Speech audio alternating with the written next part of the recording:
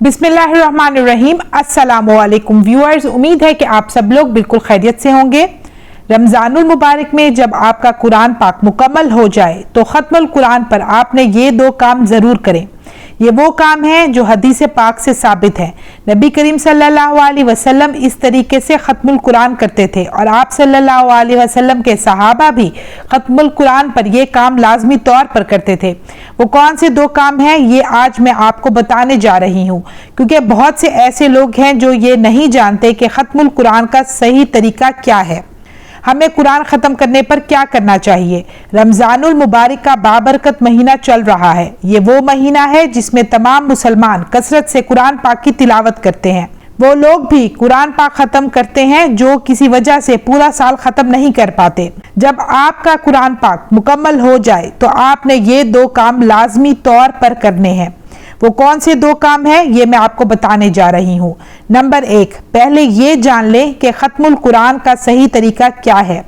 बहुत से लोग ये काम करते हैं कि जैसे ही वो कुरान पाक की आखिरी सूरत सूरतुन नास पर पहुँचते हैं तो सूरतुन नास की तिलावत करने के बाद कुरान पाक बंद कर देते हैं।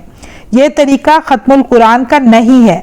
नबी करीम सल्लल्लाहु अलैहि वसल्लम जब कुरान पाक ख़त्म फरमाते तो दोबारा इसका आगाज़ करते थे। एक रिवायत में है कि एक शख्स ने हज़रत इब्ने अब्बास रज़ी अल्लाह ताला अन्हो से कहा कि मैं बहुत तेज़ी से कुरान पाक पढ़ता हूँ, यानी एक रात में कुरान पाक ख़त्म कर लेता हूँ।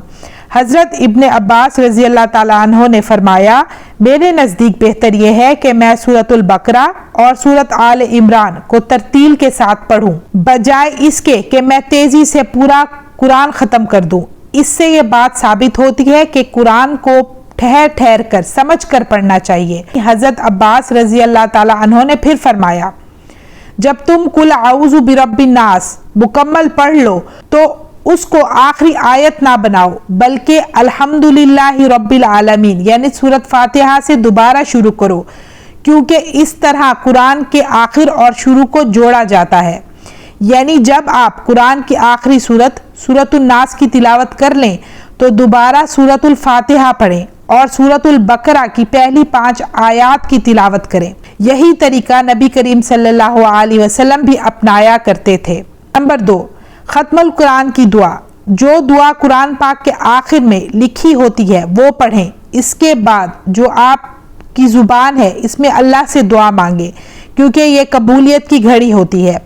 हदीस में आता है, हज़रत इब्ने अब्बास रज़ी अल्लाह ताला अन्हो से मरवी है कि जब रसूल अकरम सल्लल्लाहु अलैहि वसल्लम और सहाबाए कराम कुरान पाक ख़त्म फरमाते थे तो सबको जमा करके दुआ फरमाते थे। जब कोई शख्स रात में कुरान ख़त्म करता है तो फरिश्ते सुबह तक उसके लिए दुआ करते हैं, और जब कोई शख्स दिन में कुरान पाक ख़त्म करता है तो फरिश्ते शाम तक उसके लिए दुआ करते हैं। तो जब आप कुरान पाक ख़त्म करें तो घर के तमाम लोगों को जमा कर लें, फिर दुआ के लिए हाथ उठाएं।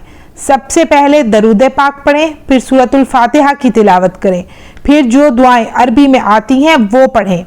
इसके बाद अल्लाह की बारगाह में दुआ करें कि ए अल्लाह, तूने मुझे ये सआदत दी कि मैं ये कुरान ख़त्म करूं, और अगर कुरान को पढ़ते हुए मुझसे कोई गलती हो गई है तो माफ़ फरमा दे, और ये कुरान का तोहफ़ा मैं नबी करीम सल्लल्लाहु अलैहि वसल्लम की बारगाह में पेश करता हूँ या करती हूँ।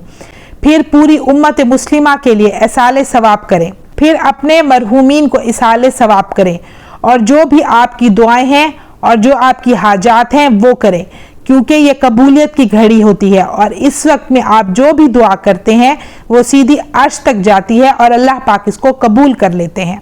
इन दो बातों पर ज़रूर अमल करें। अल्लाह ताला से दुआ है कि वो हम सब की इबादत को कबूल फरमाए। मुझे दीजिए इजाज़त, इंशाल्लाह मैं फिर हाजिर होंगी। अपना ढेर सारा ख्याल रखिएगा, दुआ में याद रखिएगा। अल्लाह हाफिज़।